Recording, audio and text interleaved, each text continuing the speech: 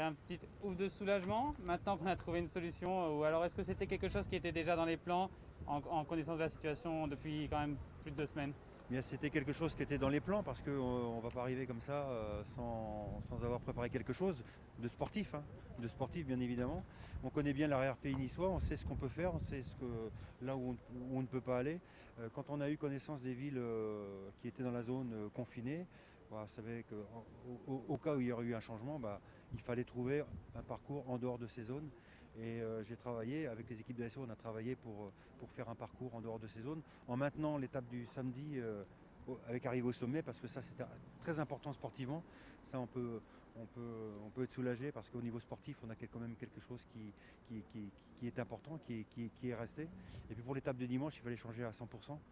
Et changer à 100% dans une zone qui a été sinistrée dans la vallée de la Vésubie par exemple. On ne peut pas faire ce qu'on veut.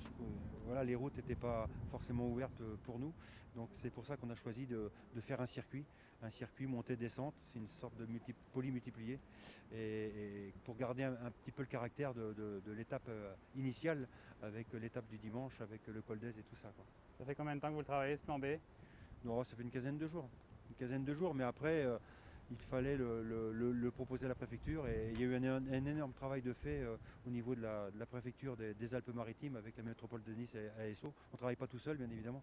Il faut toutes les autorités compétentes avec nous et c'est ce qui s'est passé dès l'instant où on présente un projet qui tient la route. Après, bah, voilà, on a l'aval du préfet, c'est bien. Malgré les difficultés, on a vu les épreuves de début de saison ici dans le sud de la France. On sent qu'il y a un vrai soutien des autorités pour que le cyclisme puisse avoir lieu. Bah, depuis le mois d'août l'année dernière et la reprise de la saison cycliste, je crois qu'on a fait preuve de beaucoup de solidarité en mettant en place toutes ces bulles, en faisant très attention, en protégeant les coureurs. Les équipes ont fait un maximum d'efforts. C'est ce qui nous a permis de faire entre autres le Tour de France dans d'excellentes conditions. Et le début de saison, avec le mois de février, toutes les équipes sont venues courir en France avec toutes les épreuves qu'il y a eu. Et ça s'est très bien passé. Donc oui, on rebondit un peu sur la bonne qualité d'organisation des courses cyclistes dans ce moment qui est très pénible. Juste pour conclure pour ma part, sportivement, qu'est-ce que ça change? On a quand même un aspect sportif qui est modifié, les étapes ne sont pas aussi dures, notamment celle de dimanche. De votre point de vue, qu'est-ce que ça va changer pour la lutte pour le général?